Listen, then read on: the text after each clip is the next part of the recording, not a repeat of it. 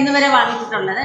പക്ഷെ അമ്മയ്ക്ക് വരാൻ പറ്റാത്തൊരു സാഹചര്യത്തിൽ അങ്ങനെ എന്നെ വിളിച്ചിവിടെ തരാനൊരു മനസ്സ് കാണിച്ച ഈ പ്രസ്ഥാനത്തോടും എനിക്ക്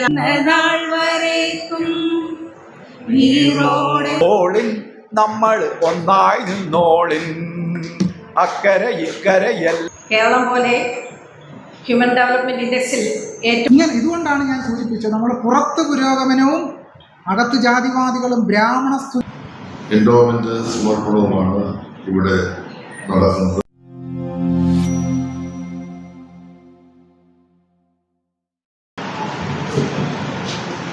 പരിപാടിയുടെ ഉദ്ഘാടനത്തിലേക്ക് ബഹുമാന്യായ മന്ത്രി ശ്രീ സജീവ് ചെറിയാൻ അവരുടെ ആദരവ്.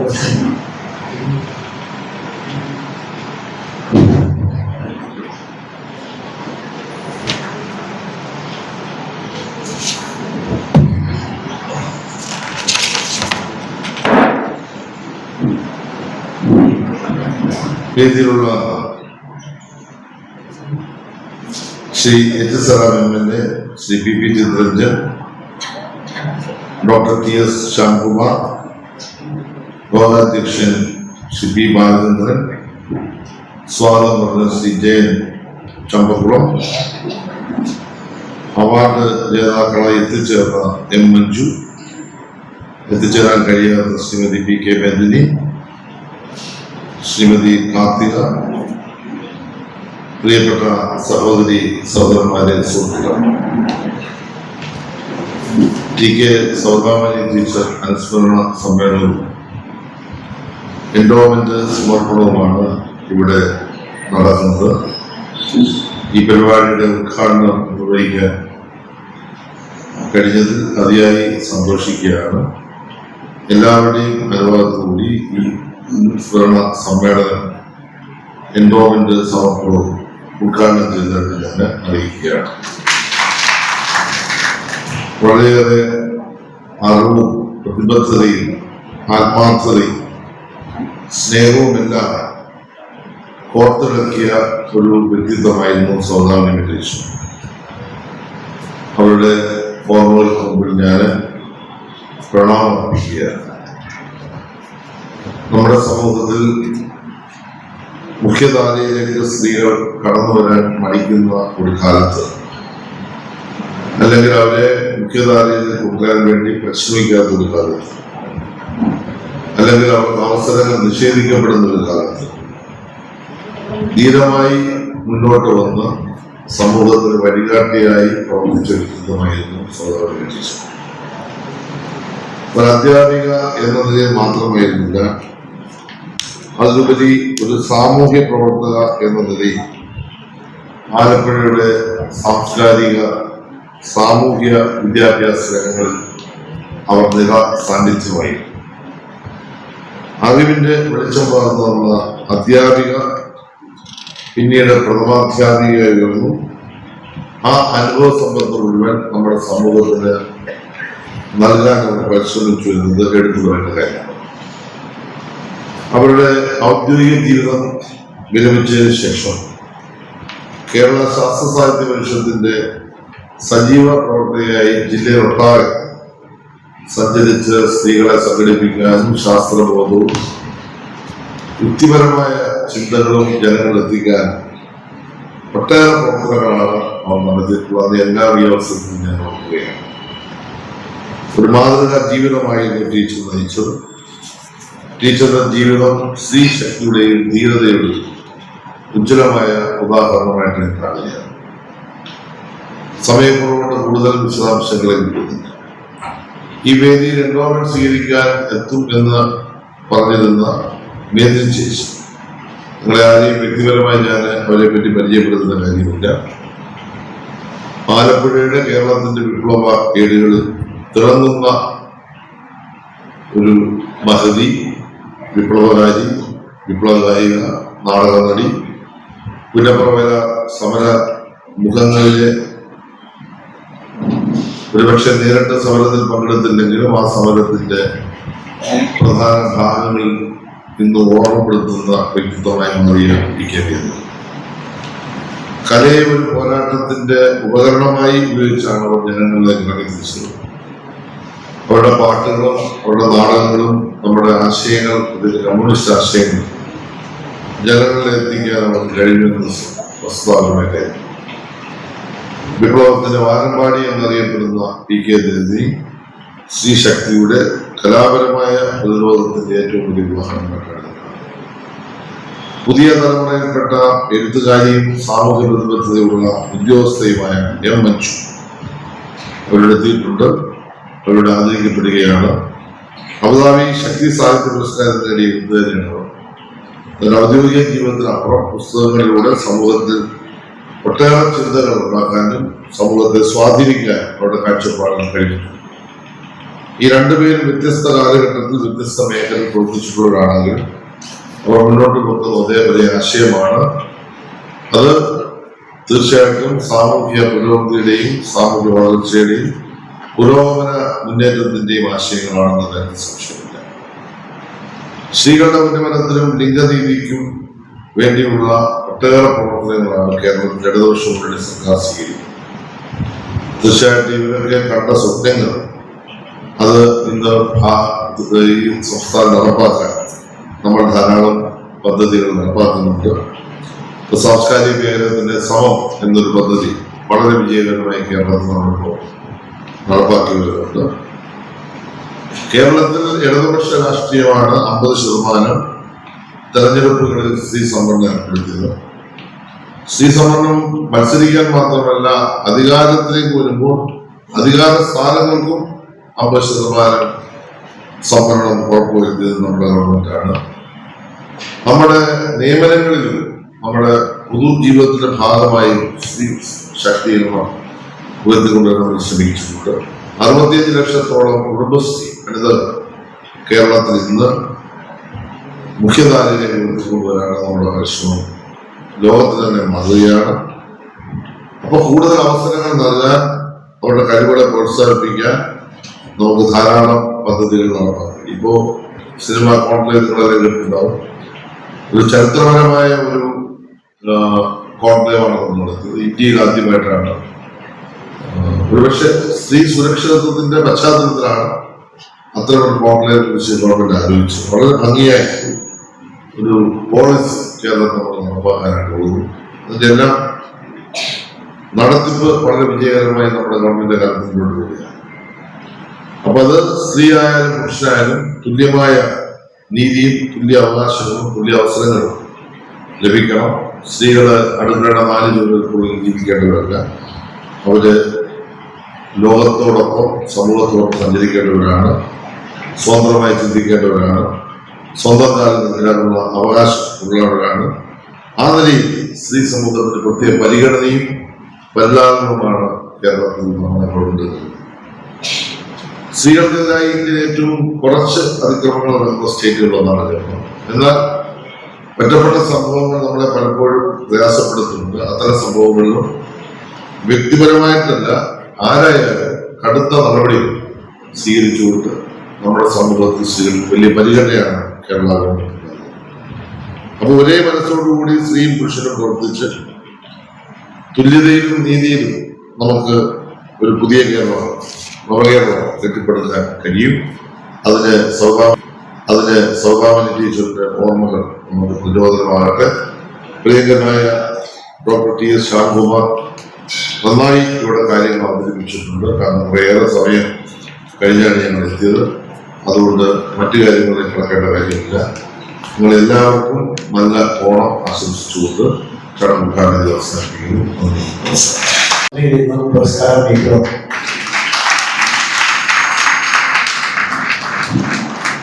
അവാർഡ് തുക ഇപ്പോൾ 10,000 രൂപയുമാണ് നൽകുന്നത്. ഈ വർഷത്തെ അബുദാബി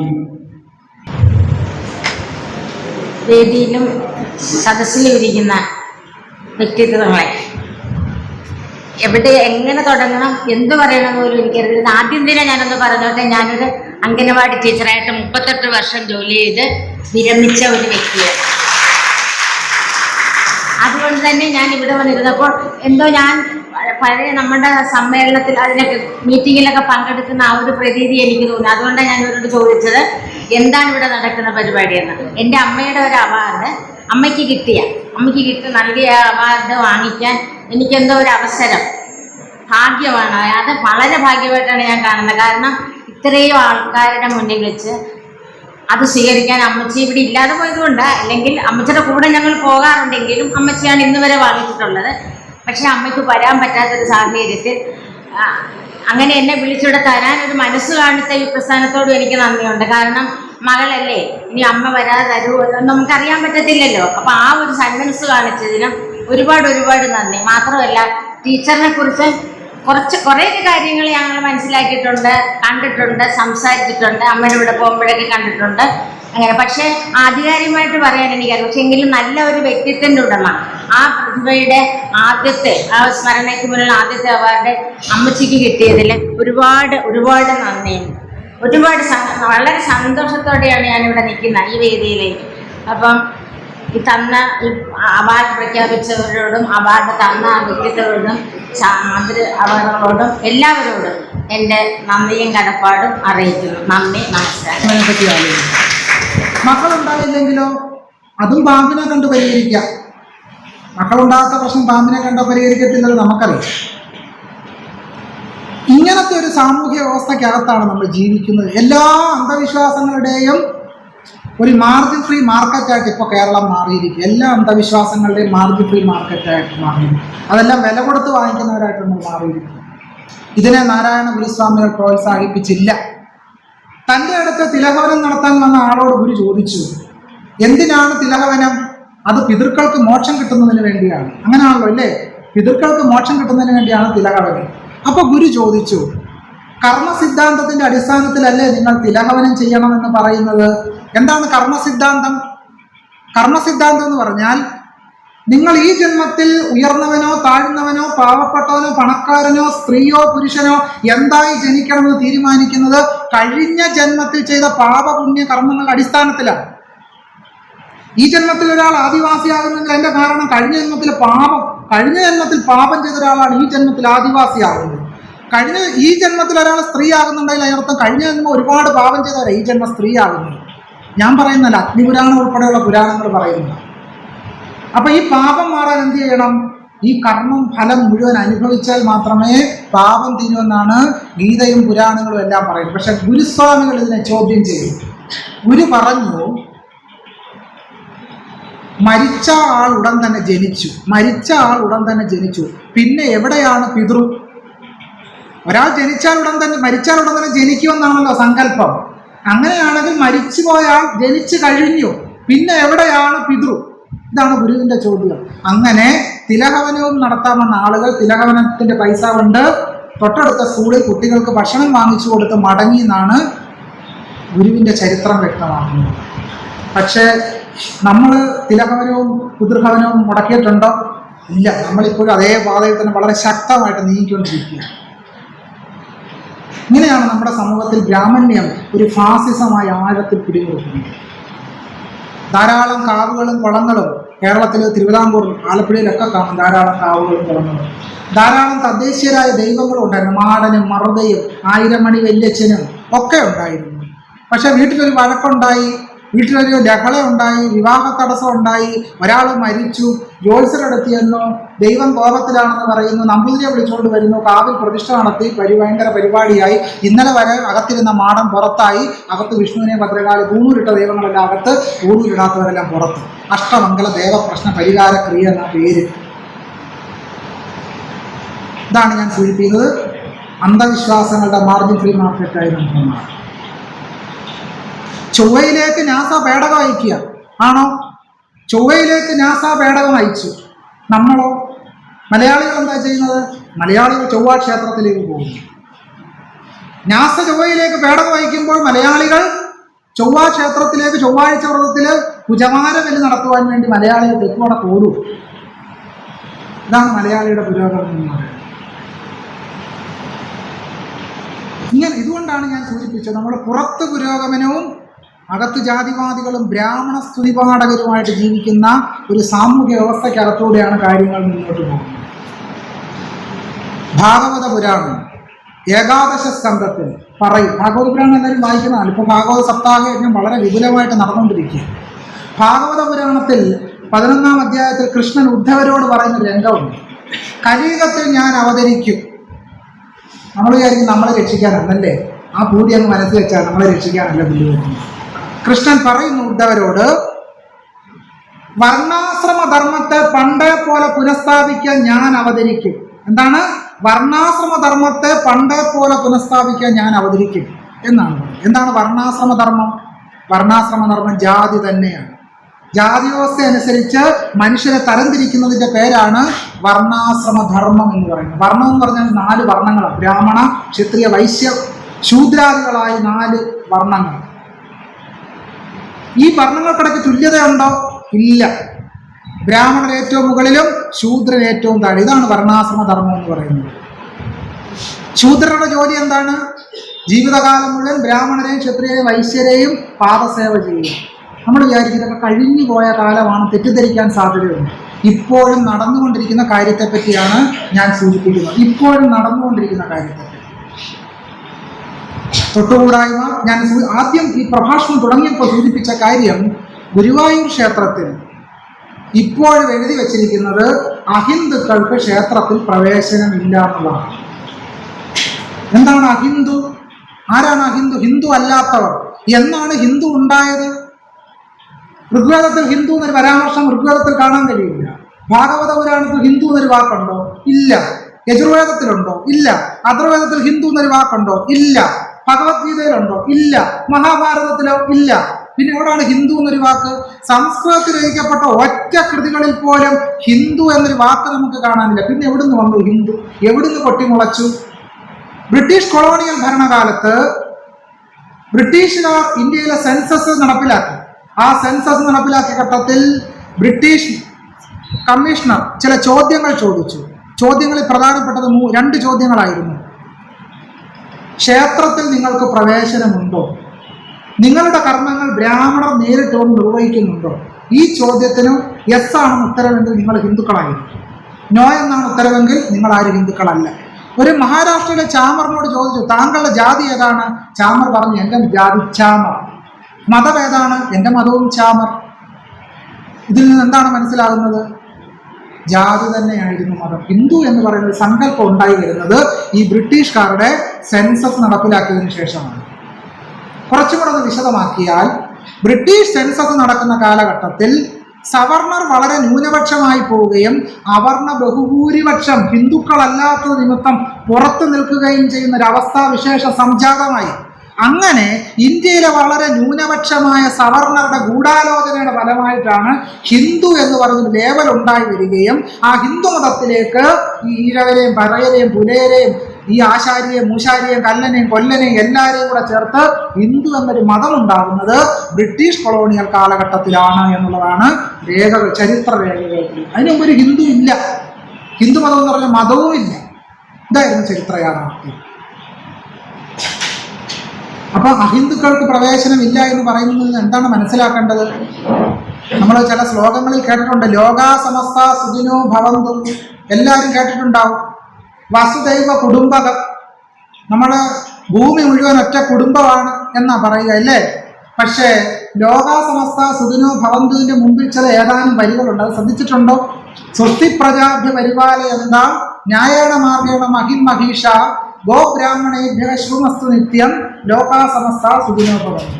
പശുവിനും ബ്രാഹ്മണർക്കും സുഖമാണെങ്കിൽ എല്ലാവർക്കും സുഖം. ഈഴവരുടെ സുഖത്തെ പറ്റി ഒരു ചോദ്യമില്ല. പുലയരുടെ സുഖത്തെ പറ്റി ഒരു ചോദ്യമില്ല. ആദിവാസികളുടെ സുഖത്തെ പറ്റി ഒരു ചോദ്യമില്ല. സ്ത്രീകളുടെ സുഖത്തെ പറ്റി ഒരു ചോദ്യമില്ല. ബ്രാഹ്മണ കേന്ദ്രീകൃതമായ ഒരു ലോകവീക്ഷണത്തെ പറ്റി മാത്രം പറയുന്ന ഒന്നായിട്ടാണ് ഈ സങ്കല്പം നിലനിൽക്കുന്നത്. ഇനി വസുദൈവ കുടുംബകം എന്ന് പറയുന്ന സങ്കല്പം ഉണ്ടല്ലോ. വസുദൈവ കുടുംബകം, ലോകമെല്ലാം ഒരു കുടുംബമാണ്. ഈ കഥയുടെ പശ്ചാത്തലം നമ്മൾ പരിശോധിക്കേണ്ടതായിട്ടുണ്ട്. മൈക്ക് ശരിയല്ല കേട്ടോ. വസുദൈവ കുടുംബകം എന്ന് പറയുന്ന ആശയമുണ്ട്. അത് ഒരു പഞ്ചതന്ത്രത്തിലെ കഥയാണ് വസുദൈവ കുടുംബം. നമ്മൾ ചില ശ്ലോകങ്ങൾ കേട്ട് കഴിയുമ്പോൾ ആ ശ്ലോകങ്ങൾ മഹത്തായ ആശയങ്ങളാണ് നമുക്ക് തോന്നും. പക്ഷെ ആ കഥ കൂടി പരിശോധിക്കുമ്പോഴാണ് ഒരു മഹത്തായ ആശയം അതിലില്ല എന്ന് മനസ്സിലാവുക. ആ കഥയൊന്ന് ഞാൻ പറയാം. വസുദൈവ കുടുംബം എന്ന് പറയുന്ന ശ്ലോകം വരുന്ന കഥയൊന്ന് പറയാം. ഒരിക്കൽ ഒരു കുറുക്കൻ ചെന്ന ആടുകളോട് പറയുകയാണ്, അയ്യോ ആടുകളെ, നിങ്ങൾ എന്തിനാ മാറി നിൽക്കുന്നത്? വസുദൈവ കുടുംബകം, നമ്മളല്ല ഒരു കുടുംബമല്ലേ?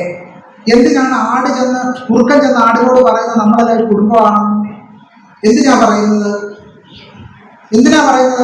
കുറുക്കൻ ചെന്ന ആടിനോട് നമ്മളല്ല ഒരു കുടുംബമാണെന്ന് പറയുന്നത് എന്തിനാ?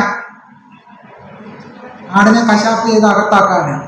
ഈ വസുദൈവ കുടുംബം എന്ന് പറയുന്നത് ആശ്രയിക്കണമെന്ന്.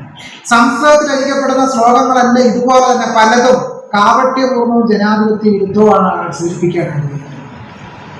അതിന്റെ അന്തസത്ത ജനാധിപത്യ വിരുദ്ധമാണ് എന്നുള്ളതാണ്. ഇങ്ങനെ പല നിലയ്ക്ക് നമ്മുടെ സമൂഹത്തിൽ വളരെ ആഴത്തിൽ ജാതിബ്രാഹ്മണ്യം എന്ന് പറയുന്ന ഫാസിസം അതിശക്തമായിട്ട് നിലനിൽക്കുന്നു. ബ്രാഹ്മണരിത് മറ്റുള്ളവരോട് കാണിക്കുന്നു. ഈ ജാതി മേൽക്കോയ്മ മറ്റുള്ളവരോട് കാണിക്കുന്നു. മുമ്പ് മലപ്പുറത്ത് അരിക്കോട് എന്നൊരു സംഭവം പറഞ്ഞു.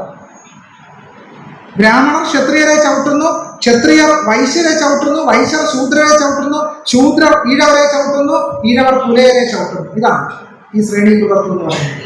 കുറച്ചുകൂടെ ലളിതമായി പറഞ്ഞാൽ ഈഴവർ ബ്രാഹ്മണരെ ശ്രേഷ്ഠരായി കാണുന്നു, പുലയരെ ഏറ്റവും നീചരായിട്ട് കാണുന്നു. ശരിയല്ലേ? ശരിയാണ്. നമ്മുടെ സമൂഹത്തിലെ അവസ്ഥാവിശേഷം ഇങ്ങനെ. ജാതിക്ക് മുകളിലുള്ളവരെ ശ്രേഷ്ഠരായി കാണുകയും തങ്ങളുടെ ജാതിക്ക് കീഴോട്ട് ഇന്ത്യൻ സമൂഹം അടിച്ചമർത്തപ്പെട്ട ജനവിഭാഗങ്ങളോട് ഏറ്റവും മ്ലേച്ഛമായി പെരുമാറുന്ന അവസ്ഥാവിശേഷം നമ്മുടെ സമൂഹത്തിൽ ഇപ്പോഴും നിലനിൽക്കുന്നു. പിന്നെ നമ്മൾ എങ്ങനെയാണ് പുരോഗമിച്ചു എന്നൊക്കെ പറഞ്ഞാൽ ശരിയാവുക? നമ്മൾ അത്ര കണ്ട് പുരോഗമിച്ചിട്ടില്ല എന്നുള്ളതാണ് പച്ചയായ യാഥാർത്ഥ്യം. ഈ യാഥാർത്ഥ്യം അംഗീകരിച്ചാൽ മാത്രമേ നമുക്കിടയിൽ എന്തില്ല? സാഹോദര്യമില്ല. സാഹോദര്യമില്ലാത്തത് കൊണ്ടാണ് ജാതി വിട്ടുള്ള വിവാഹത്തിന് നമ്മൾ തയ്യാറാകാത്തത്. അവരനെ ശത്രുവായിട്ടാണ് കാണുന്നത്. നമ്മുടെ ജാതിയിൽ പെടാത്തവരെ നമ്മൾ എന്തായിട്ടാണ് കാണുന്നത്? ശത്രുവായിട്ടാണ്. അപ്പൊ നമ്മുടെ വീടിനടുത്ത ഒരാൾ പുതിയതായിട്ട് വാടകയ്ക്ക് താമസിക്കുമെന്ന് വിചാരിക്കുക, അല്ലെങ്കിൽ ഒരു പുതിയ വീട് വെച്ച് താമസിക്കുമെന്ന് വിചാരിക്കുക. നമ്മൾ അയാളുമായിട്ടുള്ള സ്വകാര്യ സംഭാഷണം തുടങ്ങുക. ആ സ്വകാര്യ സംഭാഷണത്തിന് ആദ്യത്തെ 10 മിനിറ്റിനുള്ളിൽ തന്നെ മലയാള കുലസ്ത്രീകൾ ആദ്യത്തെ 10 മിനിറ്റ് സംഭാഷണത്തിനുള്ളിൽ തന്നെ അവരുടെ ജാതി നമ്മളും ചുരണ്ടും, നമ്മുടെ ജാതി അവരും ചുരണ്ടിയെടുക്കും, ഇല്ലേ? എന്നിട്ട് ഉടൻ തന്നെ നമ്മുടെ ജാതിയിൽപ്പെട്ട ആളാണ് അതെങ്കിൽ വേറെ തരത്തിലുള്ള സംഭാഷണവും, നമ്മുടെ ജാതിയിൽ പെടാത്ത ആളാണെങ്കിൽ ഒരു കഥയും കൂടി പറയും. അപ്പുറത്തെ വീട്ടിലെ രമണി നിങ്ങളുടെ ആളാണ് കേട്ടോ, അപ്പൊ നമ്മുടെ ആളല്ലേ? അല്ല, നമ്മുടെ ആളാണെന്നൊരു ബോധം നമ്മുടെ മനസ്സിലില്ല എന്നുള്ളതാണ് തെളിയിക്കുന്നത്. അതുകൊണ്ടാണ് ഗുരുസ്വാമികൾ ആത്മോപദേശതകത്തിൽ എഴുതി, അയലുതലപ്പതിനായ അതിപ്രയത്നം നയമറിയും നരനാചരിച്ചിടേണം. അയലത്തുകാർ നന്നാകുന്നതിനായിട്ട് നിങ്ങൾ പരിശ്രമിക്കണം. കാരണം അയലത്തുകാർ നന്നാകുന്നതിനായി പരിശ്രമിക്കുന്ന ഒരു മനോഭാവം ആർക്കില്ല? മലയാളികൾക്കില്ല. അതുകൊണ്ടാണ് ഗുരു പറഞ്ഞത്, അയലുതലപ്പതിനായ അതിപ്രയത്നം നയമറിയും നരനാചരിച്ചിടേണം. യഥാർത്ഥത്തിൽ നമ്മുടെ സമൂഹത്തിൽ അതിഭീകരമായ അസമത്വവും വേർതിരിവും നിലനിർത്തുന്നത് ജാതിബ്രാഹ്മണ്യം എന്ന് പറയുന്ന ഫാസിസ്റ്റ് അനുകൂലമായ ഒരു പ്രതിഭാസം. നമ്മൾ അതിനുള്ളിൽ ജീവിക്കുക. അതുകൊണ്ടാണ് ഞാൻ കടൽമീനിന്റെ ഉദാഹരണം പറഞ്ഞത്. നമ്മൾ ഈ ജാതി ബ്രാഹ്മണ്യ ലോകവീക്ഷണത്തിനകത്താണ് ജീവിച്ചു പോരുന്നത് എന്നുള്ളതാണ്. ഈ ഒരു ജാതി ബ്രാഹ്മണ്യ മൂല്യബോധം ഉപേക്ഷിക്കാൻ കഴിഞ്ഞാൽ മാത്രമേ നമുക്കൊരു ജനാധിപത്യ സമൂഹവുമായി, സമത്വ സമൂഹമായി, സാഹോദര്യ സമൂഹമായിട്ട് നമുക്ക് മാറിത്തീരാൻ കഴിയുകയുള്ളൂ എന്നുള്ളതാണ് മനസ്സിലാക്കുക. എങ്ങനെയാണ് പരദൂഷണം ഉണ്ടാകുന്നത്? പരദൂഷണം ഉണ്ടാകുന്നതിന്റെ ചരിത്രത്തെ പറ്റി യുവാൽ നോവ ഹരാരി എന്ന് പറയുന്ന ഇസ്രായേലി ചരിത്ര പണ്ഡിതൻ അന്വേഷിക്കുന്നുണ്ട്. എങ്ങനെയാണ് പരദൂഷണം ഉണ്ടാകുന്നത്? നമ്മുടെ പരദൂഷണത്തിൽ ഏറിയ പങ്കും ജാതിക്കുശുമ്പാണ്. സഹോദരയ്യപ്പൻ എഴുതി, ജാതിക്കുശുംബാർഷമേന്മ. നമ്മുടെ ആർഷഭാരത സംസ്കാരത്തിന്റെ മേന്മ എന്താണ്? ജാതിക്കുശുമ്പാണ് എന്നാണ് നാരായണ ഗുരുസ്വാമികളുടെ നേർശിഷ്യൻ സഹോദരയ്യപ്പൻ പറഞ്ഞു വെച്ചത്. ഈ ജാതിക്കുശുമ്പാണ് യഥാർത്ഥത്തിൽ ഇന്ത്യൻ ബ്രാഹ്മണ്യം എന്ന് പറയുന്നത്. കേരളത്തിൽ ധാരാളം എയ്ഡഡ് വിദ്യാഭ്യാസ സ്ഥാപനങ്ങളുണ്ടല്ലേ? തിരുവിതാംകൂർ ദേവസ്വം ബോർഡിന്റെ സ്കൂളുകളുണ്ട്, കോളേജുകളുണ്ട്. പക്ഷേ കേരളത്തിലെ എയ്ഡഡ് വിദ്യാഭ്യാസ സ്ഥാപനങ്ങളിൽ അധ്യാപകരായിട്ടുള്ളതിൽ 99.99% സവർണ വിഭാഗത്തിൽപ്പെട്ടവർ മാത്രമാണ്. ദളിതരെയും ആദിവാസികളെയും പിന്നോക്കക്കാരെയും പുറന്തള്ളുന്ന ഒരു വ്യവസ്ഥാവിശേഷം നമ്മുടെ രാജ്യത്ത് നിലനിൽക്കുന്നു. ഇന്ത്യൻ IIT-കളിലെ 6049 അധ്യാപക തസ്തിക എടുത്ത് പരിശോധിച്ചാൽ ആ 6049-ൽ 121 പേരൊഴിച്ചാൽ ബാക്കിയുള്ളത് മുഴുവൻ വരേണ്യ വിഭാഗത്തിൽപ്പെട്ടവരാണ്. നമ്മുടെ ഹരിതകർമ്മസേന ഉണ്ടല്ലോ, ഹരിതകർമ്മസേന സത്യത്തിൽ ഒരു വിവരാവകാശം കൊടുത്തൊരു സമഗ്രമായ പഠനം നടത്തിയാൽ അറിയാം, ഹരിതകർമ്മസേനയിൽ പ്രവർത്തിക്കുന്നവരിൽ ഭൂരിഭാഗവും ആരാണ്? അടിത്തട്ട് സമൂഹത്തിൽ നിന്നുള്ളവരാണ്. യാഥാർത്ഥ്യമാണോ ഇല്ല നിങ്ങൾ പറയും. ഇന്ത്യൻ ജാതി വ്യവസ്ഥ അടിച്ചമർത്തിയവർ തന്നെയാണ് ഹരിതകർമ്മസേനയിലെ ഭൂരിഭാഗം അംഗങ്ങൾ. ആണോ അല്ലയോ? നിങ്ങൾ തന്നെ ഒന്ന് പരസ്പരം പരിശോധിച്ചാൽ മതി. സമൂഹത്തിൽ ഉന്നതരാണോ, ഉന്നത ജാതിയിൽപ്പെട്ടവരാണോ ഹരിതകർമ്മസേനയിലുള്ളത്? അല്ല, വളരെ കുറച്ച് ആളുകൾ ചിലപ്പോൾ കണ്ടേക്കാം. പക്ഷെ ഹരിതകർമ്മസേനയുടെ ഭൂരിഭാഗം അംഗങ്ങളും ആരാണ്? സമൂഹത്തിൽ അടിച്ചമർത്തപ്പെട്ടവര്. പ്ലാസ്റ്റിക് പെറുക്കാൻ വരുന്നവരോടുള്ള നമ്മുടെ മനോഭാവം എന്താണ്? അവരെ ആദരിക്കുന്ന മനോഭാവമാണോ നമുക്കുള്ളത്? അല്ല, ഏതോ ശത്രു കടന്നു വരുന്ന പ്രതീതിയിലാണ് ഹരിതകർമ്മസേനയിലെ സ്ത്രീകളെ, വീട്ടിലിരിക്കുന്ന സ്ത്രീകൾ കാണുക. ആണോ അല്ലയോ? അതേ തന്നെ ആയിരിക്കും ഉത്തരം, സംശയരഹിതമായി. ഈ മനോഭാവത്തിന്റെ പേരാണ് ജാതി എന്ന് പറയുന്നത്. Doctor BR Ambedkar annihilation of കാസ്റ്റിൽ എഴുതി, സാഹോദര്യത്തിന്റെ മറ്റൊരു പേരാണ് ജനാധിപത്യം. വർഷാവർഷം 5 വർഷം കൂടുമ്പോൾ നമുക്കിഷ്ടമുള്ള ജനപ്രതിയെ തിരഞ്ഞെടുക്കുന്നതിന്റെ പേര് മാത്രമല്ല ജനാധിപത്യം, സഹമനുഷ്യരോടുള്ള ആദരവിന്റെ പേരാണ് ജനാധിപത്യം എന്ന് പറയുന്നത്. അത് നമുക്കുണ്ടോ, എനിക്ക് നിങ്ങൾക്കും ഉണ്ടോ എന്ന സമഗ്രമായ പരിശോധന നടത്തുമ്പോൾ നമുക്ക് മനസ്സിലാകും നമ്മൾ അത്ര കണ്ട് ജനാധിപത്യവാദികളൊന്നുമല്ല എന്ന്. ഇവിടെ സമ്പൂർണമായ ഒരു കുറ്റാന്വേഷണ ചരിത്രം നടത്തുകയല്ല. നമ്മൾ കേരളം മറികടക്കേണ്ടതായ ധാരാളം ദൂരങ്ങൾ ഇനിയും അവശേഷിക്കുന്നു എന്നാണ് സൂചിപ്പിക്കുന്നത്. അപ്പോൾ ചില പറയുന്നത് ബീഹാറിൽ ഇങ്ങനല്ലല്ലോ, കേരളം അതിനേക്കാളും മെച്ചത്തിലാണ്. ഇവിടെ ജാതി വ്യവസ്ഥയൊക്കെ ഉണ്ട്, സമ്മതിച്ചു, പക്ഷെ അത് ഉത്തരേന്ത്യയിലുള്ളത് പോലെ അല്ലല്ലോ എന്നൊക്കെയാണ് ചില പുരോഗമനകാരികൾ താരതമ്യം. കേരളത്തെ ബീഹാറുമായിട്ടും കേരളത്തെ ഉത്തരേന്ത്യയുമായിട്ടും താരതമ്യം ചെയ്യാൻ ലജ്ജയില്ലേ നൽകുന്നത്. കേരളത്തെ താരതമ്യം ചെയ്യേണ്ടത് കേരളത്തോളം പുരോഗമിച്ച സ്വിറ്റ്സർലാൻഡിനോടോ നെതർലാൻഡിനോടോ ഒക്കെ വേണം നമ്മൾ താരതമ്യപ്പെടുത്താൻ. അല്ലാതെ ഉത്തരേന്ത്യയിൽ ഇപ്പോഴും ജാതി പഞ്ചായത്ത് നിലനിൽക്കുന്ന സ്ഥലത്തോടല്ല കേരളത്തെ താരതമ്യം ചെയ്യേണ്ടത്. അങ്ങനല്ല കേരളത്തിന്റെ പുരോഗതിയെ വിലയിരുത്തേണ്ടത്. ആ മാനദണ്ഡം തന്നെ തെറ്റാണ്. അതുകൊണ്ട് കേരളം മറികടക്കേണ്ടതായിട്ട് ധാരാളം ദൂരങ്ങളുണ്ട് എന്നാണ് പ്രധാനമായിട്ടും സൂചിപ്പിക്കുന്നത്. അങ്ങനെ നമുക്ക് അത് മറികടക്കണമെങ്കിൽ എന്ത് വേണം? നമ്മൾ കൊണ്ടു നടക്കുന്ന ഈ ജാതി മൂല്യങ്ങളെ സമ്പൂർണ്ണമായിട്ട് നമുക്ക് ഉപേക്ഷിക്കാൻ കഴിയണം. അങ്ങനെ ജാതിമൂല്യ വ്യവസ്ഥകളെ ഉപേക്ഷിക്കുമ്പോൾ മാത്രമേ നമുക്ക് എന്തായി തീരാൻ കഴിയുള്ളൂ? നമുക്കൊരു ഉത്തമ മനുഷ്യനായിട്ട് മാറിത്തീരാൻ കഴിയുള്ളൂ. ഒരു കാര്യം കൂടി ഞാൻ പറഞ്ഞിട്ട് സംഭാഷണം അവസാനിപ്പിക്കാം. അത് നമ്മുടെ സമൂഹത്തിൽ ഇപ്പോൾ വളരെ ആഴത്തിൽ വെജിറ്റേറിയനിസം വ്യാപിച്ചിട്ടുണ്ടില്ലേ? പച്ചക്കറി കഴിക്കുകയാണ് ഏറ്റവും നല്ലത് എന്നൊരു ചിന്താഗതി നമ്മുടെ സമൂഹത്തിൽ വളരെ ആഴത്തിൽ പടർന്നു പിടിച്ചിട്ടുണ്ട്. ശബരിമലയ്ക്ക് പോവുകയാണെങ്കിൽ പിന്നെ വീട്ടിലുള്ള പെണ്ണുങ്ങൾ സാമ്പാറും അവിയലും തോരനും വെച്ച് ചാവും. ആണോ അല്ലേ? അതേ, സംശയമില്ല. രണ്ടാമത്തെ പ്രശ്നം പെണ്ണുങ്ങളെ കണ്ടുകൂടാ എന്നുള്ളതാണ് മറ്റൊരു പ്രശ്നം. പിന്നെ പെണ്ണുങ്ങളെ കണ്ടുകൂടാ, ഇന്നലെ വരെ അടുത്തുണ്ടായ പെണ്ണുങ്ങൾ ഇന്നും മുതൽ കണ്ടുകൂടാ. ഈ മൂല്യബോധം ആരും കൊണ്ട് നടക്കുന്നുണ്ട്? സ്ത്രീകൾ തന്നെയും ഈ മൂല്യബോധം കൊണ്ട് നടക്കുന്നുണ്ട്. പുരുഷന്മാരാണ് ഏറ്റവും മുകളിലെന്ന് പറയുന്നവർ ആരുണ്ട്? സ്ത്രീകളുമുണ്ട്. ഈ പുരുഷാധിപത്യ സ്ത്രീ സമൂഹവും ആന്തരികവൽക്കരിച്ചിരിക്കുകയാണ് എന്നുള്ളതാണ് ചരിത്ര യാഥാർത്ഥ്യം, സമകാലീന യാഥാർത്ഥ്യം. വെജിറ്റേറിയനിസത്തെ പറ്റി പറഞ്ഞാൽ നമ്മുടെ രാമനും കൃഷ്ണനൊക്കെ വെജിറ്റേറിയൻ ആയിരുന്നു? ആണോ? രാമൻ കാട്ടിൽ വെണ്ടയ്ക്ക മെഴുക്കുവരട്ടിയാണോ കഴിച്ചിരുന്നത്? അതോ കാട്ടിൽ സാമ്പാർ വെക്കാൻ സാമ്പാർ കഷ്ണവും സാമ്പാർ പൊടിയും ഉണ്ടായിരുന്നോ? നിങ്ങൾ പറയണം. ഭാഗവത പുരാണത്തിൽ കൃഷ്ണൻ ശുദ്ധ വെജിറ്റേറിയൻ ആയിരുന്നോ? പരിശോധിക്കാം. വാൽമീകി രാമായണം, അയോധ്യാകാന്ഡം, വനവാസത്തിന് പോകുന്ന സീത ഗംഗാദേവിയോട് പ്രാർത്ഥിക്കുന്നത് ഇങ്ങനെയാണ്: യക്ഷേ ത്വാം പ്രിയതാം ദേവി, അല്ലയോ യക്ഷി, അല്ലയോ ഗംഗാദേവി, നീ ഞങ്ങളിൽ പ്രീതിപ്പെടുക. വനവാസം കഴിഞ്ഞ് തിരിച്ചെത്തി എന്നിട്ട് ഞങ്ങൾ എന്ത് നൽകാം? സുരാകട സഹസ്രേണ മാംസഭൂതൗദനേന ച, സുരാകട സഹസ്രേണ മാംസഭൂതൗദനേന ച. വനവാസം കഴിഞ്ഞ് തിരിച്ചെത്തി എന്ത് നൽകാം? ഒരു വെജിറ്റബിൾ സൂപ്പ് തരാം എന്നാണോ പറഞ്ഞത്? അല്ല. സുരാഘട സഹസ്രേണ, സുര എന്ന് പറഞ്ഞാൽ മദ്യം, ഘടം എന്ന് പറഞ്ഞാൽ കുടം. സുരാഘട സഹസ്രേണ, സഹസ്രം എന്ന് പറഞ്ഞാൽ 1000. അപ്പൊ സുരാഘട സഹസ്രേണ എന്ന് പറയുന്ന അർത്ഥം 1000 മദ്യകുംഭം നൽകാം. കള്ളാണ് കൈക്കൂലി. വനവാസമായി തിരിച്ചെത്തിയാൽ നിനക്ക് ഞങ്ങൾ എന്ത് തരാം? 1000 കുടം മദ്യം നൽകാം. പിന്നെന്ത് നൽകാം? മാംസഭൂതമുദനേനച്ച, ഓദനം എന്ന് പറഞ്ഞാൽ ചോറ്. മാംസത്തിന് മാംസം എന്ന് മാത്രമേ അർത്ഥമുള്ളൂ, സംസ്കൃതത്തിലാണെങ്കിലും മലയാളത്തിലാണെങ്കിലും. അപ്പം മാംസോദനം എന്ന് പറഞ്ഞാൽ എന്താ അർത്ഥം? മാംസച്ചോറ്. എന്താണ് മാംസച്ചോറ്? കേട്ടില്ല? അയ്യോ, സ്ത്രീകൾക്ക് ഇത്ര സൗന്ദര്യം ഉള്ളോ? കുറച്ചും കൂടെ ഉറക്കെ പറയണം.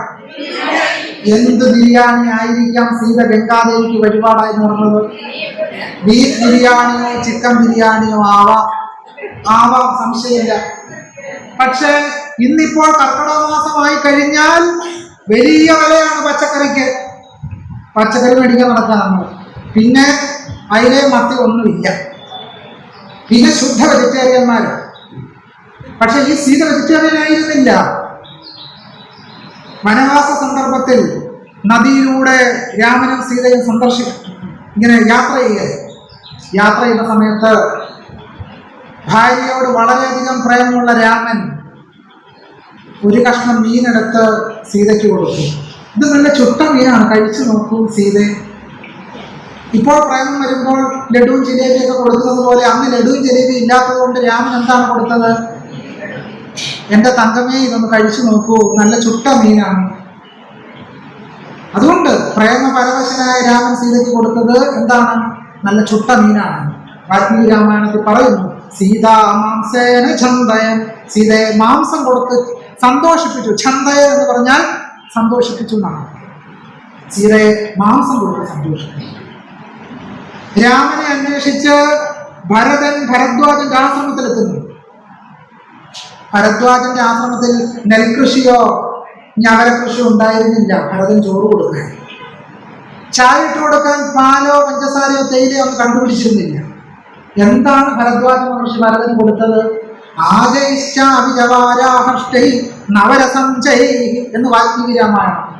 ആജയിഷ്ടാവി, അജം എന്ന് പറഞ്ഞാൽ എന്താണ്? അജം ആട്, വരാഹം പന്നി. അപ്പൊ എന്താണ് ഭരദ്വാജ മഹർഷി ഭരതന് കൊടുത്തത്? നല്ല ഒന്നാം തരം മാട്ടിറച്ചിയും പന്നിയിറച്ചിയും കൊടുത്തു. അതല്ല ചുട്ടെടുത്തോ ചുടാതെയോ കറി വെച്ചോ ഒക്കെ ആയിരിക്കും കൊടുത്തത്. നമ്മളിന്ന് മഹർഷി എന്നൊക്കെ പറഞ്ഞാൽ എന്താണ്? ഈ കണ്ണടച്ച് താടിയൊക്കെ വളർത്തി എന്നൊക്കെയാണ് നമ്മൾ കരുതുന്നത്. രാമനെയും കൃഷ്ണനെയൊക്കെ നമ്മൾ കാണുന്നത് ഇങ്ങനെ വളരെ ക്ലീൻ ഷേവഡ് ആയിട്ടാണ് കാണുന്നത്, അല്ലേ? അന്ന് ഷേവിംഗ് സെറ്റ് ഉണ്ടായിരുന്നോ? നമ്മൾ ചോദിച്ചിട്ടുണ്ടോ? ഈ കൃത്യമായിട്ട് ഷേവ് ചെയ്ത് മുഖം എനിക്ക് വരണമെങ്കിൽ ഷേവിംഗ് സെറ്റ് വേണം, അല്ലെങ്കിൽ എന്തെങ്കിലും തത്തുല്യമായ ഉപകരണങ്ങൾ കണ്ടുപിടിക്കണം. അതുണ്ടായിരുന്നോ? ഇല്ല. പക്ഷെ ആ ചോദ്യം ഒരിക്കലും മലയാളി ചോദിച്ചില്ല. നമ്മുടെ വിചാരം ഇവർക്കാർക്കും രോഗം വരില്ല എന്നാണ്. ഇങ്ങനൊരു ലോകത്തിനകത്താണ് നമ്മൾ ജീവിക്കുന്നത്. വാൽമീകി രാമായണം പരമ്പരയായി വന്നു. രാമായണ സീരിയൽ പുറത്തു വന്നു. രാമായണ സീരിയൽ നമ്മൾ കാണുന്ന എന്താ? വലിയ കൊട്ടാരങ്ങളല്ലേ? ചരിത്ര പണ്ഡിതയായ റൊമില താപ്പറിന്റെയും മറ്റു ചരിത്രകാരന്മാരുടെ നേതൃത്വത്തിൽ വലിയ ഗവേഷണങ്ങൾ, ഉത്ഖനനങ്ങൾ അയോധ്യയിൽ നടന്നു. കുറച്ച് ചുട്ടെടുത്തയും ചുടാത്തെടുത്ത ഇഷ്ടികയുടെ കഷ്ണമല്ലാതെ വേറൊന്നും കിട്ടിയില്ല. പക്ഷെ രാമായണ സീരിയലിൽ കണ്ടത് എന്താണ്? വലിയ കൊട്ടാരക്കെട്ടാണ്. വാൽമീകി രാമായണത്തിൽ പറയും, വനവാസത്തിനായിട്ട് സീതയും രാമനും കാട്ടിലേക്ക് പോയ സന്ദർഭത്തിൽ കൗസല്യ ബോധം കെട്ട് വീണു.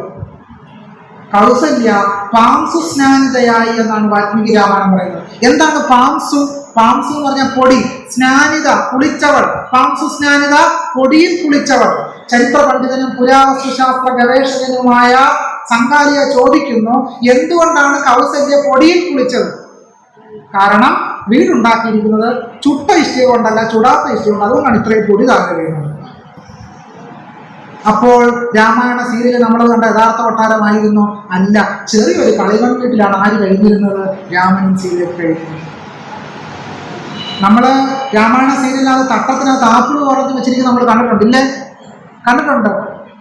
മുഗളന്മാരും മുസ്ലിങ്ങളും ഒക്കെ കടന്നു വന്നതിന് ശേഷമാണ് ഇന്ത്യയിൽ ആപ്പിൾ കൃഷി തന്നെ വിപുലമായിട്ട് ആരംഭിച്ചത്. രാമന്റെ കാലത്ത് ആപ്പിളൊന്നും ഉണ്ടായിരുന്നില്ല. ശ്രീകൃഷ്ണ പരമ്പരയിൽ ചപ്പാത്തി എന്ന കൃഷ്ണനെ നമ്മൾ കണ്ടിട്ടുണ്ട്. ശ്രീകൃഷ്ണ പരമ്പര കണ്ടിട്ടില്ലെങ്കിൽ യൂട്യൂബിൽ പോയി സെർച്ച് ചെയ്താൽ മതി. കുചേലന്റെ ചരിത്രം പറയുന്ന ഭാഗത്ത് ചപ്പാത്തി എന്ന കൃഷ്ണനെ നമുക്ക് കാണാൻ കഴിയും. എപ്പോഴാണ് ഇന്ത്യയിൽ ചപ്പാത്തി ഉണ്ടായത്? പ്രാചീന കാലം മുതൽ കൃഷ്ണൻ 5000 വർഷത്തെ പഴക്കമാണല്ലോ ഇവർക്കൊക്കെ പറയുന്നത്. 5000 വർഷത്തിന് മുമ്പ് ഇന്ത്യയിൽ ചപ്പാത്തി ഉണ്ടായിരുന്നു? ഇല്ല. പിന്നെ ഇവരെങ്ങനെ ചപ്പാത്തി വന്നു? വാൽമീകി രാമായണത്തിൽ കിഷ്കിന്ധയെ കാണിക്കും. വലിയൊരു കൊട്ടാരം പോലാണ് കിഷ്കിന്ധ നമ്മുടെ മുമ്പിൽ വരിക. പക്ഷേ വാൽമീകി രാമായണം വായിച്ചു നോക്കുമ്പോൾ എന്താണ് കിഷ്കിന്ധ? ഒരു ചെറിയ 3-4 ഗുഹയും കൊണ്ടക്കാട്, ഇത്രയേ ഉള്ളൂ കിഷ്കിന്ധ. അപ്പൊ നമ്മൾ സീരിയലിൽ കാണുന്നതൊന്നും യാഥാർത്ഥ്യമല്ല. അതിന് ഈ ഗ്രന്ഥങ്ങളുമായി പോലും യാതൊരു ബന്ധവുമില്ല. അത് മനുഷ്യരെ തെറ്റിദ്ധരിപ്പിക്കുന്നതിന് വേണ്ടിയാണ്.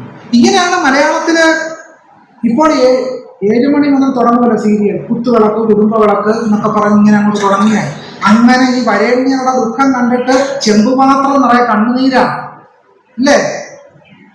ഒരു സീരിയൽ പറയുന്നത് ദേശായി കുടുംബത്തിന്റെ ദുഃഖമാണ്. കേരളത്തിൽ എവിടെയാണ് ദേശായി കുടുംബം? കേരളത്തിൽ ദേശായി കുടുംബം ഉണ്ടോ എവിടെങ്കിലും? ഇല്ല. ഉത്തരേന്ത്യയിൽ ഡബ് ചെയ്ത് ആക്ട് ചെയ്ത് കഴിഞ്ഞു വരുന്ന സീരിയലുകളാണ്. ദേശായി കുടുംബത്തിന്റെ കഥ പറയും സന്ധ്യ മുഴുവൻ. എന്നിട്ട് അത് കണ്ടിരുന്ന മലയാളി മുഴുവൻ കരയുക. ഈ സീരിയൽ ഈഴവരുടെ കാര്യം പറയുന്നത്, ദളിതരുടെ കാര്യമില്ല, ആദിവാസികളില്ല, മുസ്ലിങ്ങളില്ല, ക്രിസ്ത്യാനികളില്ല. പിന്നെ സൂര്യ ടി വി വേളാങ്കണ്ണി മാതാവ് എന്ന് പറഞ്ഞ സീരിയൽ തുടങ്ങിയതിന് ശേഷം കുറച്ച് ക്രിസ്ത്യാനികൾ യാദൃശ്ചികവശാൽ എതിർച്ചയാ സീരിയലിൽ സ്ഥാനം പിടിച്ചിട്ടുണ്ട്. അതുവരെ മലയാള സീരിയൽ എന്ന് പറഞ്ഞാൽ സവർണ സീരിയൽ. ഒരൊറ്റ മുസ്ലിമിനെ പോലെ നിങ്ങൾ ഈ കേരളത്തിലെ സീരിയൽ കണ്ടിട്ടുണ്ടോ? ഇല്ല, കാണില്ല. ഇങ്ങനെയാണ് മലയാളത്തിലെ സീരിയലുകൾ തന്നെ നമ്മുടെ വരേണ്യ ജാതി ബോധത്തെ ഉറപ്പിക്കുന്ന രീതിയിലാണ് സീരിയലുകൾ തന്നെ മുന്നോട്ട് പോകുന്നത്. പല നിലയ്ക്കും മലയാളത്തിൽ ഇറങ്ങുന്ന സീരിയലുകൾക്ക് നമ്മുടെ സമൂഹത്തിൽ പുരുഷാധിപത്യവും ജാതി വ്യവസ്ഥയും ഉറപ്പിക്കുന്നതിൽ വളരെയധികം പങ്കുണ്ട് എന്ന് നമുക്ക് കാണാൻ കഴിയും. ഇതിനെയൊക്കെ പരിഷ്കരിച്ചുകൊണ്ടും ആന്തരികമായ ഒരു വിചാരണ ചെയ്തുകൊണ്ടും മാത്രമേ നമുക്ക് ജനാധിപത്യവാദികളായി മതനിരപേക്ഷവാദികളായി നമുക്ക് മാറാൻ കഴിയുള്ളൂ. ഒരു കാര്യം കൂടി പറയാൻ അവസാനിപ്പിക്കണം. ഏറെ നേരം ആരെയും നമുക്ക് കേൾക്കാൻ കഴിയില്ല അല്ലേ? ഞാൻ കുട്ടികളെ പഠിപ്പിക്കുന്ന ഒരാളാണ്, അധ്യാപകനെ. കുട്ടികൾക്ക് പോലും 15-20 മിനിറ്റ് പോലും നമ്മളെ സഹിക്കത്തില്ല. പിന്നെ നിങ്ങൾ സഹിക്കുമെന്ന് ഞാൻ പ്രത്യാശപ്പെടുന്നുമില്ല. അതുകൊണ്ട് ഏതാനും നിമിഷങ്ങൾക്കുള്ളിൽ ഞങ്ങളുടെ സംഭാഷണം അവസാനിക്കും. നമുക്കൊരു സാംസ്കാരിക പ്രതിരോധം വേണമല്ലോ. ഇതിനൊക്കെ വേണോ വേണ്ടയോ? എങ്ങനെയാണ് ഇതിനൊരു പോംവഴി കാണുക?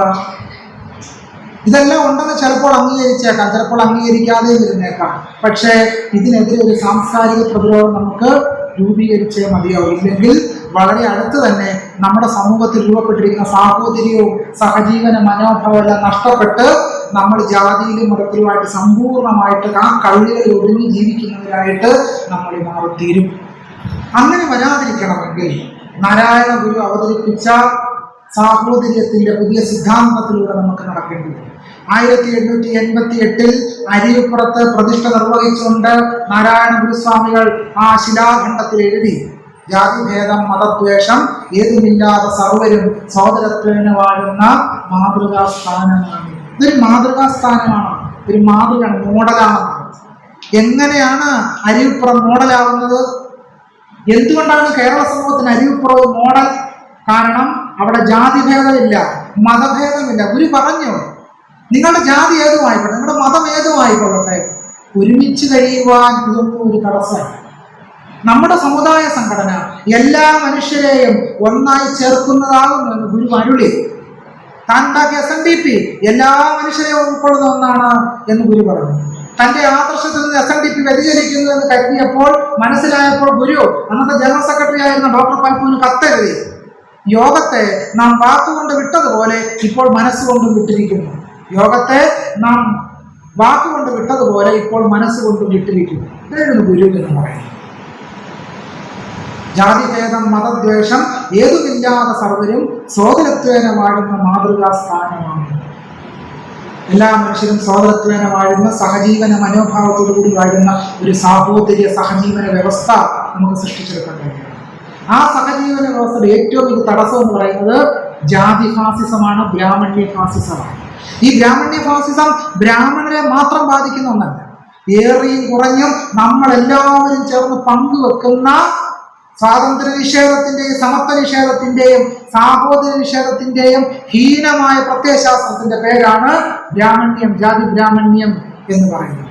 ആ ജാതി ബ്രാഹ്മണ്യത്തെ നമ്മുടെ മനസ്സിൽ നിന്ന് സമ്പൂർണമായിട്ട് വലിച്ചു പുറത്തിട്ടാൽ മാത്രമേ നമുക്ക് യഥാർത്ഥ മനുഷ്യനാകാൻ കഴിയൂ. ഗുരു ജാതി നിർണയത്തിൽ പറഞ്ഞു, മനുഷ്യാണ മനുഷ്യത്വം ജാതൃഗോത്വം ഗവാം യഥാ ന ബ്രാഹ്മണാദിരസ്യൈവം ഹാ തത്വം വ്യക്തി ഗോപിന. യഥാ ഗവാം ഗോത്വം, എപ്രകാരമാണോ പശുവിന് പശുത്വം, തഥാ അപ്രകാരം മനുഷ്യാണ മനുഷ്യത്വം ജാതി, അപ്രകാരം മനുഷ്യർക്ക് മനുഷ്യത്വമാണ് ജാതി. പശുവിൻ്റെ ഇടയിൽ ബ്രാഹ്മണ പശു, ഈഴവ പശു, പറയ പശു, അങ്ങനെ പശുവിന്റെ ജാതി ഉണ്ടോ? ഇല്ല. പശുവിനെ നിങ്ങൾ വാങ്ങിക്കുമ്പോൾ നായർ പശുവിനെ മാത്രമേ വാങ്ങിക്കുമ്പോൾ ആരെങ്കിലും പറയുമോ? പശുവിനെ എവിടെ കിട്ടിയാലും വാങ്ങിക്കും, നല്ല പശുവിനെ വാങ്ങിക്കും. പശുവിന്റെ ജാതി നോക്കിയാണോ പശുവിനെ വാങ്ങിക്കുക? അല്ല. പക്ഷേ ഏതെങ്കിലും വീട്ടിൽ നിന്ന് പെണ്ണുങ്ങളെ, സ്ത്രീകളെ വിവാഹത്തിനായിട്ട് ക്ഷണിച്ചുകൊണ്ട് വരുമ്പോൾ, കല്യാണത്തിന് നോക്കുമ്പോൾ എന്താണ് നോക്കുന്നത്? പശുവിനെ നോക്കാത്ത ജാതി പെണ്ണുങ്ങൾക്ക് നമ്മൾ നോക്കും, ഇല്ലേ? നോക്കും. അതുകൊണ്ട് ഗുരു പറഞ്ഞു, മനുഷ്യാണ് മനുഷ്യത്വം ജാതി. പശുവിന് പശുത്വം പോലെ മനുഷ്യർക്ക് എന്താണ്?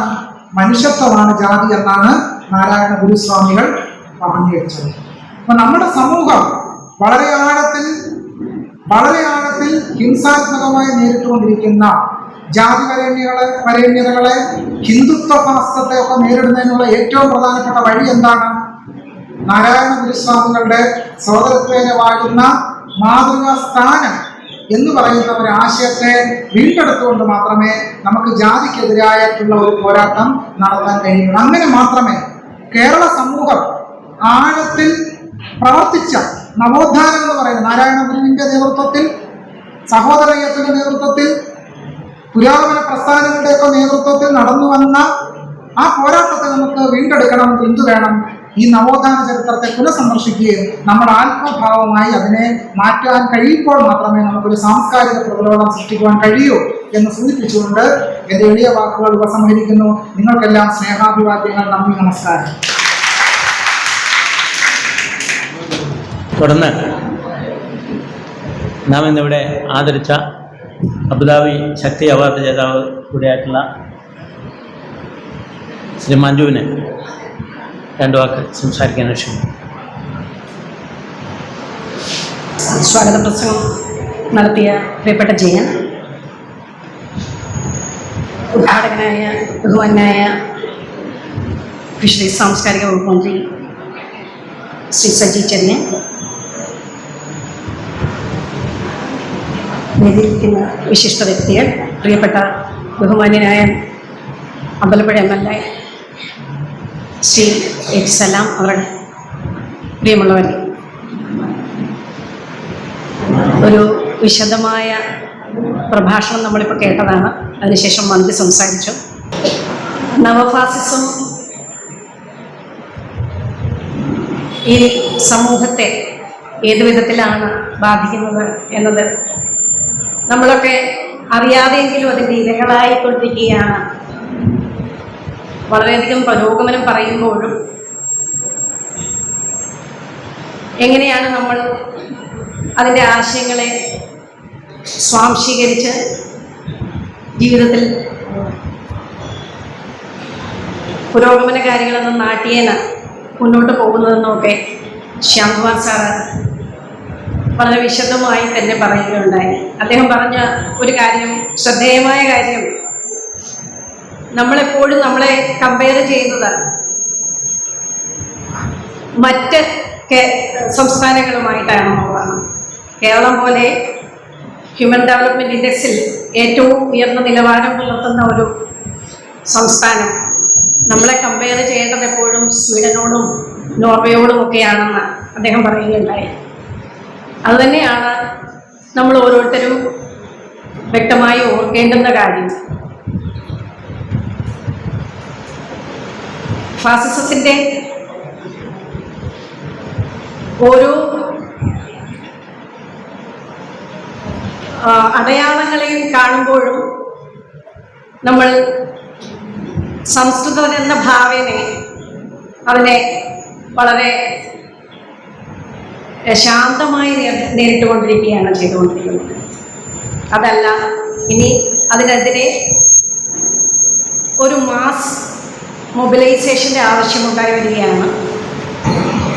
എഴുത്തുകാർക്ക് ഇതിൽ ചെയ്യാനുള്ളത് എന്താണെന്നൊക്കെ ചോദിച്ചാൽ, പ്രത്യക്ഷത്തിൽ ചെയ്തതിനേക്കാൾ ഉപരിയായി അത്തരം ആശയങ്ങൾ നമ്മൾ സ്വാംശീകരിക്കുകയാണെങ്കിൽ എഴുത്തിൽ അത് താനേ പ്രതിഫലിച്ചുകൊള്ളും എന്നാണ് എനിക്ക് തോന്നുന്നത്. പണ്ട് ഒരിക്കൽ ഒരു ലേഖനം എഴുതിയപ്പോൾ പ്രിയപ്പെട്ട KEN കുരുടനാനെ എന്ന പോലെ എന്ന പ്രയോഗം ഉപയോഗപ്പെടുത്തിയപ്പോൾ പറയുകയുണ്ടായി, അതൊരു പൊളിറ്റിക്കലി കറക്റ്റായിട്ടുള്ള പ്രയോഗമല്ല എന്ന്. അന്ന് അതിൻ്റെ വ്യാപ്തിയെക്കുറിച്ച് അധികം ചിന്തിച്ചിട്ടില്ല. പക്ഷേ കാലം മാറുന്തോറും ഓരോ പ്രയോഗങ്ങളിലും ഓരോ വാക്കിലും എത്രത്തോളം മനുഷ്യൻ പൊളിറ്റിക്കലി കറക്റ്റ് ആയിരിക്കേണ്ടത് ആവശ്യകതയുള്ളതാണെന്ന് നമ്മൾ ഓരോരുത്തരും മനസ്സിലാക്കേണ്ടിയിരിക്കുന്നു. നമ്മുടെ ഒരു പ്രയോഗം, നമ്മുടെ ഒരു പ്രവൃത്തി, ഇതൊക്കെ സമൂഹത്തിന് തെറ്റായ ഒരു സന്ദേശമാണ് നൽകുന്നതെങ്കിൽ അതിന് 10 മടങ്ങ് വർധനയോടുകൂടിയുള്ള ഒരു എഫക്റ്റ് ആയിരിക്കും സമൂഹത്തിൽ ഉണ്ടാക്കാൻ സാധിക്കുന്നത്. അതുകൊണ്ട് തന്നെ എഴുതുന്നവരോടും എഴുതാൻ ആഗ്രഹിക്കുന്നവരോടും എഴുതിക്കൊണ്ടിരിക്കുന്നവരോടും എല്ലാം പറയാനുള്ളത് ഇത് മാത്രമാണ്. എഴുതുമ്പോൾ വിരുദ്ധമായ ആശയങ്ങൾ വരാതിരിക്കാൻ രാഷ്ട്രീയ ബോധ്യത്തോടു കൂടി എഴുതുവാൻ പഠിക്കേണ്ടിയിരിക്കുന്നു. അത്തരത്തിൽ എഴുത്തും ഒരു സാംസ്കാരിക പ്രവർത്തനമാണെന്നും ഒരു രാഷ്ട്രീയ പ്രവർത്തനമാണെന്നും പ്രൂവ് ചെയ്യേണ്ട ഒരു കാലത്ത് കൂടിയാണ് നമ്മൾ ഓരോരുത്തരും ജീവിക്കുന്നത്. ഈ വേദിയിൽ ഇങ്ങനെ നിൽക്കുമ്പോൾ വളരെ സന്തോഷമുണ്ട്. പ്രിയപ്പെട്ട സൗദാമിനി ടീച്ചർ എനിക്ക് വളരെ അടുത്ത് പരിചയമുള്ള വ്യക്തിത്വമായിരുന്നു. ടീച്ചർ ധാരാളം തവണ വീട്ടിൽ വന്നിട്ടുണ്ട്, ടീച്ചറിൻ്റെ വീട്ടിൽ ധാരാളം തവണ പോയിട്ടുണ്ട്. അങ്ങനെ ടീച്ചറുമായി നല്ലൊരു സ്നേഹബന്ധം ഉണ്ടായിരുന്നതാണ്. ടീച്ചറിനെ പോലെയുള്ള ഒരു മഹത് വ്യക്തിത്വത്തിൻ്റെ അനുസ്മരണ ചടങ്ങിൽ ഇങ്ങനെ പങ്കെടുക്കാനും ഇതുപോലെ ഒരു അനുമോദനം നിങ്ങളിൽ നിന്ന് സ്വീകരിക്കുവാനും കഴിഞ്ഞതിൽ എല്ലാവിധ നന്ദിയും നിങ്ങളോട് അറിയിക്കുന്നു. സന്തോഷം.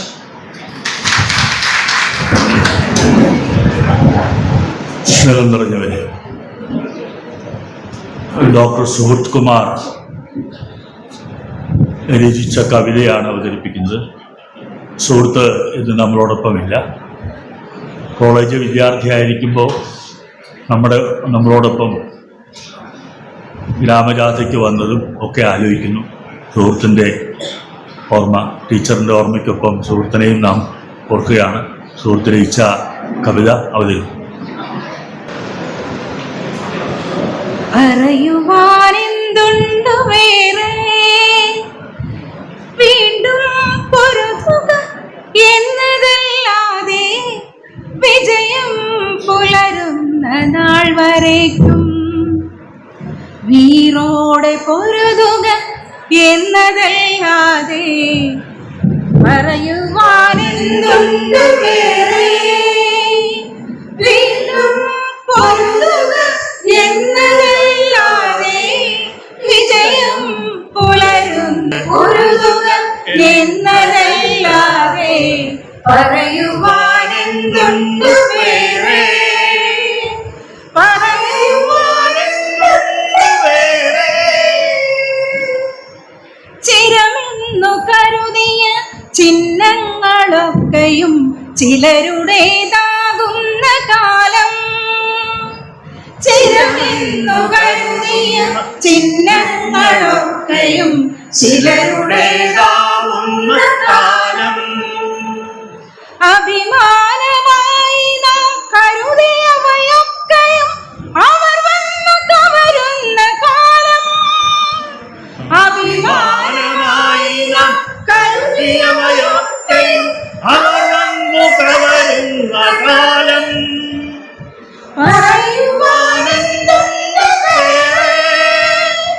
വീണ്ടും പൊരുതുക എന്നതല്ലാതെ വിജയം പുലരുന്ന നാൾ വരേക്കും വീറോടെ പൊരുതുക എന്നതല്ലാതെ പറയുവാനെന്തുണ്ട് വേറെ പറയുവാനെന്തുണ്ട് വാതിലുകളൊക്കെ തുറന്നിട്ടു വീണ്ടും ആരെ വിളിക്കുന്നു നമ്മൾ വാതിലുകളൊക്കെ തുറന്നിട്ടു വീണ്ടും ആരെ വിളിക്കുന്നു നമ്മൾ ഒരുപാട് നാളുകൾ പൊരുതി നാം നേടിയ പെരുമകൾ ആരോ കവരുന്ന കാലം ഒരുപാട് നാളുകൾ പൊരുതി നാം നേടിയ പെരുമകൾ ആരോ കവരുന്ന കാലം പറയുവാനെന്തുണ്ട് വേറെ വീണ്ടും പൊരുതുക എന്നതല്ലാതെ വിജയം പുലരുന്ന നാൾ വരേക്കും വീറോടെ പൊരുതുക എന്നതല്ലാതെ പറയുവാനെന്തുണ്ട് വേറെ പറയുവാനെന്തുണ്ട് വേറെ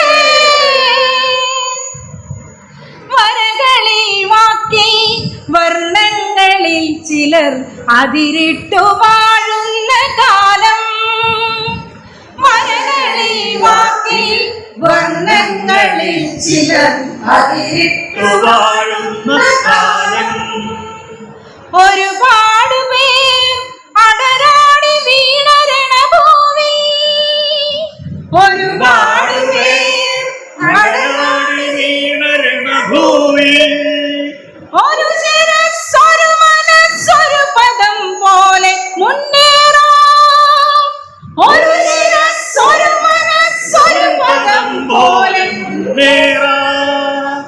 പറയുവാനെന്തുണ്ട് വേറെ വീണ്ടും പൊരുതുക എന്നതല്ലാതെ വിജയം പുലരുന്ന നാൾ വരേക്കും വീറോടെ പൊരുതുക എന്നതല്ലാതെ പറയുവാനെന്തുണ്ട് വേറെ പറയുവാനെന്തുണ്ട് വേറെ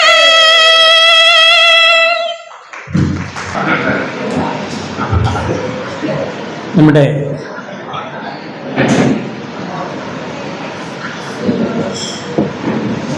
സൗദാമൻ ടീച്ചറുടെ സ്മരണ പുതുക്കുന്ന ഈ ദിവസം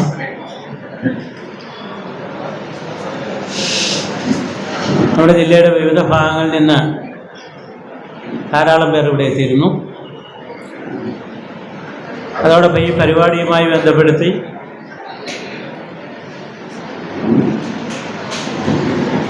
ഇതിൽ പങ്കെടുത്തുകൊണ്ട്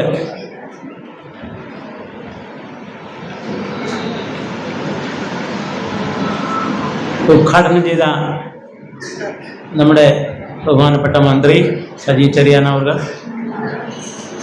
ഇതിലെ സന്നിഹിതരായിരുന്ന നമ്മുടെ പ്രിയങ്കരായ 2 MLA-മാർ, ഈ പരിപാടിയുമായി ബന്ധപ്പെട്ട് നമ്മൾ ആദരിച്ച 2 പ്രധാന വ്യക്തിത്വങ്ങൾ, മേദിനി ചേച്ചിയും അതോടൊപ്പം ശ്രീമതി മഞ്ജു. ഇന്നിവിടെ നടന്ന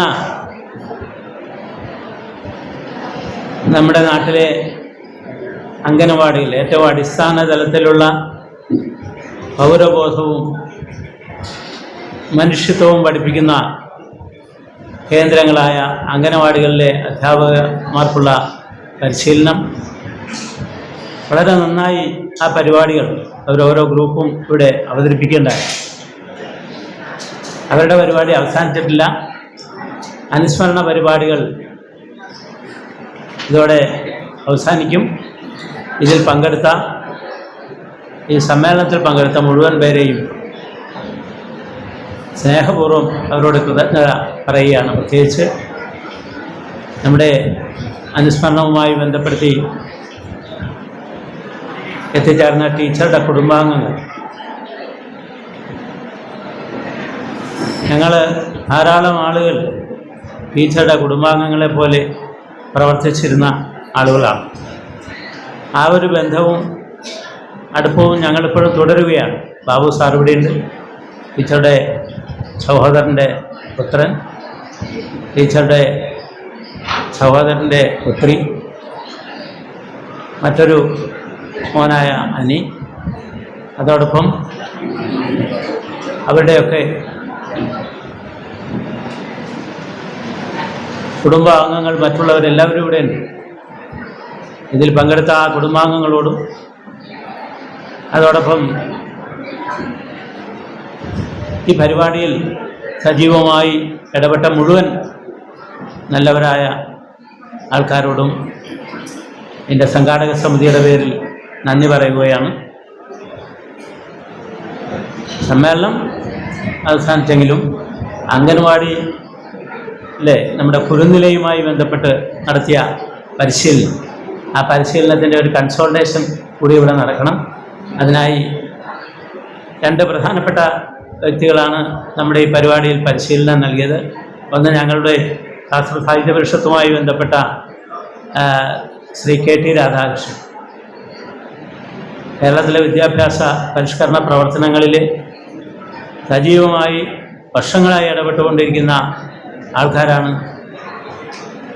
ശ്രീ KT രാധാകൃഷ്ണൻ പോലെയുള്ളവർ. അതോടൊപ്പം തന്നെ കണ്ണൂരിൽ നിന്നുള്ള ഞങ്ങളുടെ പ്രധാനപ്പെട്ട ഒരു പ്രവർത്തകനും ഈ കുരുന്നില പുസ്തകങ്ങൾ ഇവരുടെയൊക്കെ രചനകളടക്കമുണ്ട്.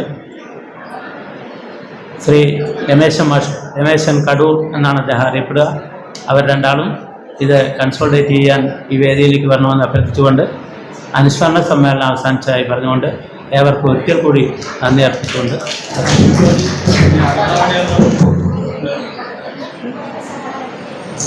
സുഹൃത്തുക്കളെ, ദീർഘിപ്പിക്കുന്നില്ല. നമ്മുടെ വിദ്യാഭ്യാസ മേഖലയിൽ വളരെയേറെ പ്രാധാന്യമർഹിക്കുന്ന ഒരു വിഭാഗമാണ് പ്രീ സ്കൂൾ എന്നുള്ളത്.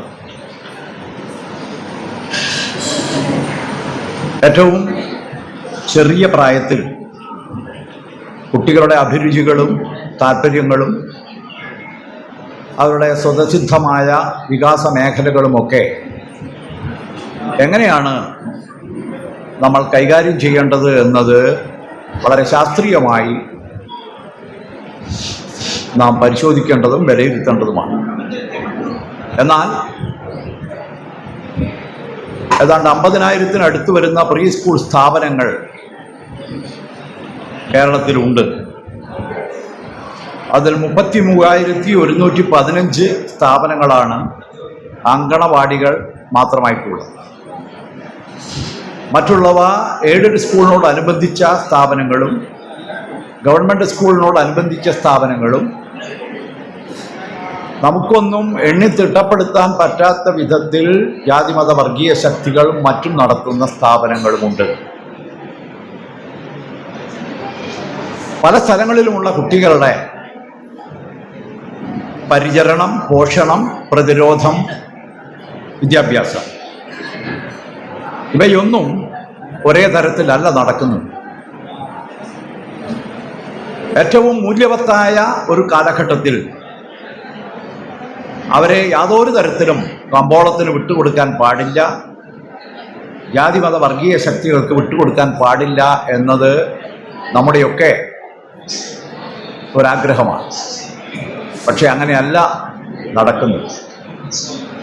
എന്നാൽ ആധുനിക മനഃശാസ്ത്രവും വിദ്യാഭ്യാസ രീതികളുമൊക്കെ കാക്ഷിക്കുന്ന തരത്തിൽ പൂർണ്ണമായിട്ടല്ലെങ്കിലും അതിനോട് അടുത്തു നിൽക്കുന്ന പരിചരണ പോഷക ആഹാര പ്രവർത്തനങ്ങളൊക്കെ നടക്കുന്നത് കേരളത്തിൽ അങ്കണവാടികളിൽ മാത്രമാണ്. അതുകൊണ്ട് കേരളത്തിലെ മുഴുവൻ കുട്ടികളെയും അങ്കണവാടികളിലേക്ക് എത്തിക്കാനും ദേശീയ വിദ്യാഭ്യാസ നയത്തിൻ്റെയൊക്കെ ഭാഗമായി 6 വയസ്സ് കഴിഞ്ഞാൽ മാത്രമേ 1-ാം ക്ലാസ്സിൽ കുട്ടികളെ ചേർക്കാവൂ എന്ന നിയമം ഇന്ത്യയിൽ നടപ്പിലാക്കിക്കൊണ്ടിരിക്കുമ്പോൾ 5 വയസ്സിന് ശേഷമുള്ള ഒരു വർഷക്കാലഘട്ടം മാത്രം സ്കൂളിനോടനുബന്ധിച്ചുള്ള പ്രീ സ്കൂളുകളിൽ കുട്ടികൾക്ക് പോകാൻ അവസരമുണ്ടാക്കുകയും ചെയ്യുക എന്ന ഒരു നയം, അതിനു മുമ്പുള്ള മുഴുവൻ കാലഘട്ടവും കുട്ടികളെ അങ്കണവാടികളിൽ തന്നെ എത്തിക്കണം എന്ന ഒരു കാഴ്ചപ്പാട് സർക്കാരിൻ്റെ ഭാഗത്തു നിന്നുണ്ടാവണം എന്നതിൽ ശാസ്ത്ര സാഹിത്യ പരിഷത്ത് വലിയ സമ്മർദ്ദങ്ങൾ തുടർന്ന് നടത്തിക്കൊണ്ടിരിക്കും. അപ്പോൾ അതിൻ്റെയൊക്കെ ഭാഗമായി ആലപ്പുഴയിലെ, ഞങ്ങളിതിനു മുമ്പും ആലപ്പുഴ മുനിസിപ്പാലിറ്റിയിൽ വന്നിട്ടുണ്ട്, പരിശീലന പരിപാടികൾക്ക് നേതൃത്വം കൊടുത്തിട്ടുണ്ട്. ഇവിടെ ഇന്ന് വളരെ താല്പര്യപൂർവ്വം ഒരു 85 ആദ്യം ഒരു സമയത്ത് ഞാനൊരു 85 ആളുകളെ ഇവിടെ വേദിയിലിരുന്ന് എണ്ണിയിട്ടുണ്ട്. അത്രയും ആളുകൾ താല്പര്യത്തോടു കൂടി ആരും പോകാതെ എല്ലാ പ്രവർത്തനങ്ങളിലും ഇടപെട്ടുകൊണ്ട് അവർ പങ്കെടുക്കുകയുണ്ടായി. അവരെ, സഹോദരിമാരെ, ഹൃദയത്തിൻ്റെ ഭാഷയിൽ ഞാൻ അഭിനന്ദിക്കുകയാണ്. ഈ പ്രവർത്തനം ഇവിടെ സംഘടിപ്പിക്കുകയും ഇന്ന് കേരളത്തിൽ പ്രീ സ്കൂൾ കുട്ടികൾക്ക് മാത്രമല്ല രക്ഷിതാക്കൾക്കും പ്രീ സ്കൂൾ പ്രവർത്തകർക്കും കുട്ടികളുടെ വികാസ മേഖലകളെ ലക്ഷ്യം വെച്ചുകൊണ്ട് അവരെ കുറച്ചുകൂടി ഉയരത്തിൽ എത്തിക്കാനുള്ള ഏക പഠന സാമഗ്രികളുടെ ഒരു കൂട്ടമാണ് കുരുന്നില എന്ന് പറയുന്ന ഈ പാക്കറ്റിനകത്തുള്ളത്. 34 പുസ്തകങ്ങളും 10 കാർഡുകളുമായിട്ട് 50-ൽ പരം അനുഗ്രഹീതരായ ബാലസാഹിത്യകാരന്മാർ, 50-ൽ പരം കേരളത്തിലും പുറത്തുമുള്ള അറിയപ്പെടുന്ന ചിത്രകാരന്മാർ, ചിത്രകാരികൾ, ഇവരെല്ലാമാണ് ഈ കുരുന്നില എന്ന പുസ്തകത്തിൻ്റെ വിജയത്തിൻ്റെ പിന്നിൽ പ്രവർത്തിച്ചത്. ശാസ്ത്ര സാഹിത്യ പരിഷത്തിൻ്റെ ഏറ്റവും കൂടുതൽ പ്രചാരം നേടേണ്ട ഒരു പുസ്തകത്തിൻ്റെ കൂട്ടമാണിവ. അതിൻ്റെ ഉള്ളടക്കവും അതിൻ്റെ സമീപനവും വിശദമാക്കുന്ന ഒരു പരിശീലനത്തിൻ്റെ ആമുഖം മാത്രമാണ് ഞങ്ങൾ ഇന്നിവിടെ നടത്തിയത്. അതുകൊണ്ട് ഈ പരിപാടിയിൽ സംബന്ധിച്ച എല്ലാവരെയും അഭിനന്ദിക്കുന്നു. ഇത് സംഘടിപ്പിച്ച ശാസ്ത്ര സാഹിത്യ പരിഷത്തിനെയും അതിന് സഹായം നൽകിയ ആലപ്പുഴ മുനിസിപ്പാലിറ്റിയെയും ഞങ്ങൾ ഹൃദയപൂർവ്വം അഭിവാദ്യം ചെയ്യുകയാണ്. നിർത്തിക്കോട്ടെ. സാധാരണ അങ്കണവാടി പരിശീലനത്തിന് നമ്മൾ ഉപയോഗിക്കുന്ന ഒരു പാട്ടുണ്ട്. അത് കേരളത്തിൽ മുഴുവൻ പ്രചാരത്തിലുള്ളൊരു പാട്ടാണ്. അങ്കണവാടി ഇതിന് മാത്രമല്ല, എല്ലാവരുടെയും പാടുന്ന പാട്ടാണ്. അത് നിങ്ങൾ പാടുമെങ്കിൽ അത് ഞാൻ ഇവിടെ പാടാം, നിങ്ങൾക്കറിയാവുന്നതാണ്. ഒത്തുപിടിച്ചോളിൻ നമ്മൾ ഒന്നായി നിന്നോളിൻ, അക്കരെ ഇക്കരെ എല്ലാം നോക്കി കണ്ടു പഠിച്ചോളിൻ, നമ്മൾ കണ്ട് വളർന്നോളിൻ. പാടുക. ഒത്തുപിടിച്ചോളിൻ നമ്മൾ ഒന്നായി നിന്നോളിൻ, അക്കരെ ഇക്കരെ എല്ലാം നോക്കി കണ്ട് പഠിച്ചോളിൻ, നമ്മൾ കണ്ട് വളർന്നോളിൻ. ഓലഞ്ഞാലി കിളിയോടൊപ്പം ഒത്തു പറന്നോളിൻ, ഒത്തിരി ഒത്തിരി ഒത്തിരി കാര്യം കണ്ടു പറന്നോളിൻ. ഓലഞ്ഞാലി കിളിയോടൊപ്പം ഒത്തു പറന്നോളിൻ, ഒത്തിരി ഒത്തിരി ഒത്തിരി കാര്യം കണ്ടു പറന്നോളിൻ. ഒത്തുപിടിച്ചോളിൻ നമ്മൾ ഒന്നായി നിന്നോളിൻ, അക്കരെ ഇക്കരെ എല്ലാം നോക്കി കണ്ട് പഠിച്ചോളിൻ, നമ്മൾ കണ്ട് വളർന്നോളിൻ. മാനം നോക്കി സഞ്ചാരത്തിനു തയ്യാറാണെങ്കിൽ, ആഹാ തയ്യാറാണെങ്കിൽ, മാനത്തെത്ര നക്ഷത്രങ്ങൾ എണ്ണിപ്പൊയ്ക്കോളിൻ, നിങ്ങൾ എണ്ണിപ്പൊയ്ക്കോളിൻ. ഒത്തുപിടിച്ചോളിൻ നമ്മൾ ഒന്നായി നിന്നോളിൻ, അക്കരെ ഇക്കരെ എല്ലാം നോക്കി കണ്ടു പഠിച്ചോളിൻ, നമ്മൾ കണ്ട് വളർന്നോളിൻ. മാനത്തോളം വലുതാവാൻ തയ്യാറാണെങ്കിൽ, ആഹാ തയ്യാറാണെങ്കിൽ, മാനവരൊന്ന് നാം ഇന്നൊന്ന് ഒന്നായി പോന്നോളിൻ, നമ്മൾ ഒന്നായി പോന്നോളിൻ. ഒത്തുപിടിച്ചോളിൻ നമ്മൾ ഒന്നായി നിന്നോളിൻ. അക്കരെ ഇക്കരെ എല്ലാം നോക്കി കണ്ടു പഠിച്ചോളിൻ. നമ്മൾ കണ്ട് വളർന്നോളിൻ. നമ്മൾ കേട്ട് പഠിച്ചോളിൻ. നമ്മൾ ചെയ്ത് പഠിച്ചോളിൻ. നമ്മൾ നോക്കി പഠിച്ചോളിൻ.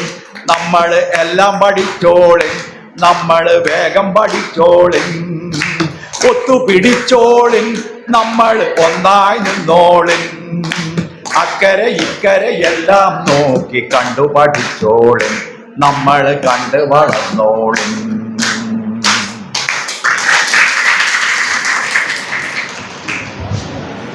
നമ്മളിപ്പോ പിരിയാണ്. നമ്മൾ ഇത് ഇവിടെ ഉദ്ഘാടനം ചെയ്യുക മാത്രമേ ആയിട്ടുള്ളത്. നമ്മൾ തുടരും. ഈ ഒരു കൂട്ടായ്മ, ഈ കുടുംബം എപ്പോഴും ഒരുമിച്ചുണ്ടാവണം. നമ്മുടെ മക്കൾക്ക് വേണ്ടി നമുക്കെല്ലാവർക്കും ഒരുമിച്ച് പ്രവർത്തിക്കാം എന്ന് മാത്രം പറഞ്ഞുകൊണ്ട് ഇന്നിവിടെ സമാപിക്കുന്നു. ഇനി സംശയങ്ങളൊക്കെ ഉണ്ടാവണം, എങ്ങനെയാണെന്നുള്ള ചോദ്യങ്ങൾ ചോദിച്ചുകൊണ്ടേയിരിക്കണം. ഞങ്ങളെ രണ്ടുപേര് ഏത് സമയത്തും നിങ്ങൾ വിളിക്കുകയോ ചോദിക്കുകയോ ചെയ്യാം. 3 സൂപ്പർവൈസർമാരുണ്ട്. എനിക്ക് അവർക്ക് പ്രത്യേകം അഭിനന്ദനങ്ങൾ. 4 CDP അടക്കം നമ്മളെ കൂടെ ഉണ്ട്. അങ്ങനെ എല്ലാ സമയത്തും നമുക്ക് കിട്ടില്ല. അവർക്ക് പ്രത്യേക അഭിനന്ദനങ്ങളോട് ഈ സമയത്ത് പറയാണ്. നിങ്ങളുടെ ഒരു ഊർജ്ജമാണ് അവരുടെ ഊർജ്ജം.